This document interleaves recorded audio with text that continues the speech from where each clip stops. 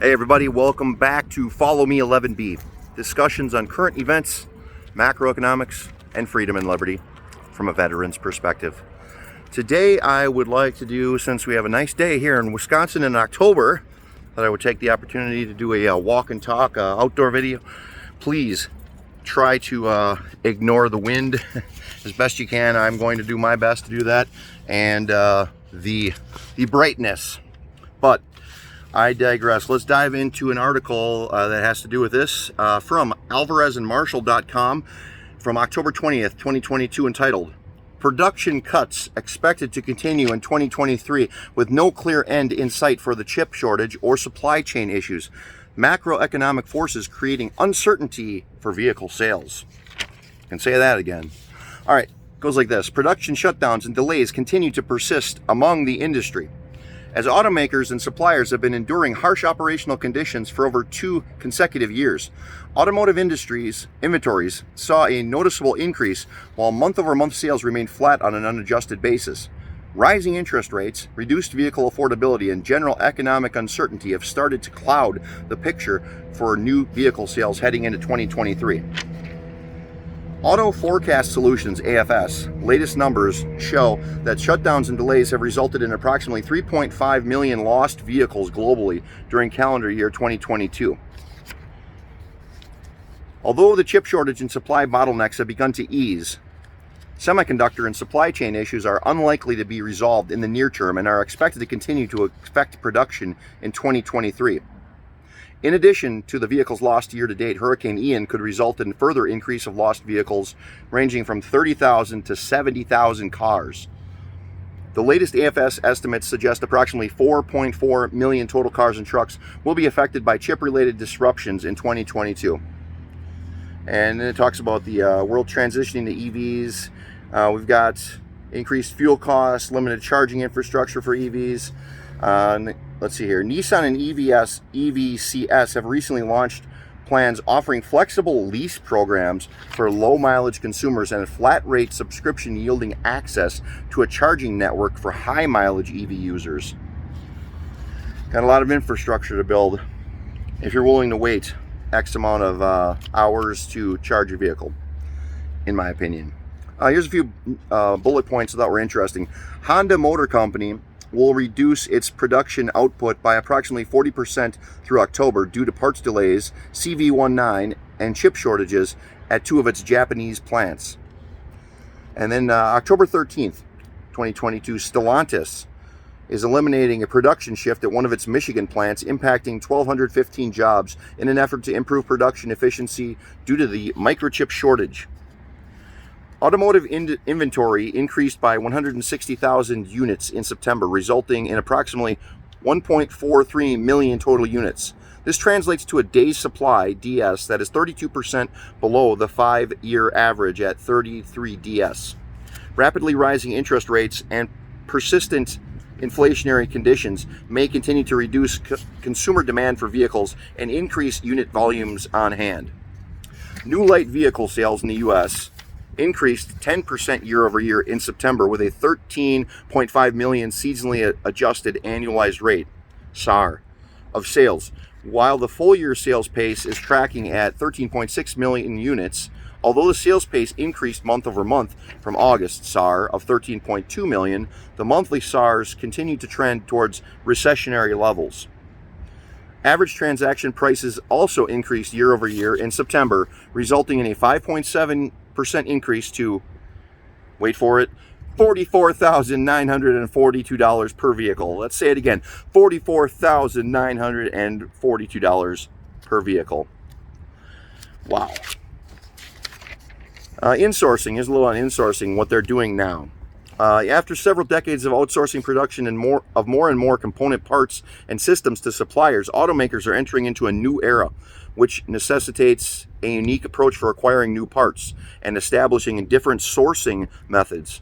Since the onset of CV19, millions of vehicles have been lost in production and countless plant shutdowns have occurred due to the semiconductor shortage and global supply chain issues. One solution OEMs, original equipment manufacturers, have since undertaken involves insourcing chips or creating business plans for bringing chip manufacturing in-house. Tesla pioneered the movement of insourcing semiconductor manufacturing, which proved to pay dividends through the pandemic era. Despite still being affected by the chip crisis, Tesla was able to mitigate supply bottlenecks and production issues more efficiently than most OEMs. The semiconductor industry is heavily dependent on Asia for both parts and production of chips. See Taiwan. Which has led to several other automakers announcing their intentions to bring chip production internal. GM plans to develop its own chips by 2025 to lower costs and scale volume. As the OEM works to grow its autonomous driving unit, Cruise.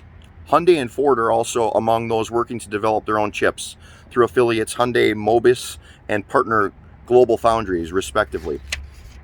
Additionally, in anticipation of the high consumer demand for EVs, several auto manufacturers have recently started to establish partnerships with mining companies to secure supplies of crucial metals for EV batteries, such as lithium, nickel, and cobalt.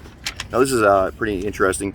General Motors has invested $198 million in the lithium miners just to have stuff sourced directly to them. Ford Motor Company, $195 million into lithium miners. Insourcing will allow OEMs to maintain control over vital parts of their supply chains and reduce their dependency on external suppliers and influences from other industries. In addition to insourcing, OEMs are also engaging in other strategic alternatives to drive innovation and boost the production of EVs, particularly in the area of battery production and recycling. In an industry that has experienced high levels of volatility for more than 2 consecutive years, excuse me here, darn wind. More than 2 consecutive years, OEMs are looking for partnerships to improve their current sourcing methodologies and establish supply chains for their electric vehicles. And sourcing strategies, legacy sourcing strategies, will continue as OEMs continue to manufacture and assemble internal combustion vehicles. Eventually, these will merge into a new supply chain, creating opportunities for suppliers. One other thing I wanted to mention on the topic of EVs, which is interesting when we're trying to, when the government is trying to make people go from internal combustion engines to EVs, whether you like it or not. Some of these things are unforeseen, but it's bound to happen, especially when there's so much money exchanging hands from government to private sector, etc. Trevor Milton, founder of the electric vehicle and truck manufacturer Nikola, was recently found guilty on 1 count of securities fraud and 2 counts of wire fraud by a U.S. jury. Conviction comes after the founder lied to investors about the EV company's technology and attempted to inflate its stock price. Nikola agreed to pay $125 million to settle with the SEC in 2021. So, that said, again, the purpose of this video today is an update on the supply chain bottleneck, particularly pertaining to the auto industry. So why is this happening? Well, big part of it has to do with microchips, obviously. There's a video out there that shows there's a couple that does a drone flyover of like the Sparta Speedway, I think it is, in Sparta, Kentucky, and it's a speedway that's no longer in use. However, it is in use for this one purpose: to store like 40,000 or more Ford Super Duty trucks that are waiting for microchips. So, still a problem, still a big problem. And recently, the president, there was the CHIPS Act that was enacted and signed into law by the president. The president had a ribbon cutting ceremony there where they dug the first shovelful of dirt and so forth recently.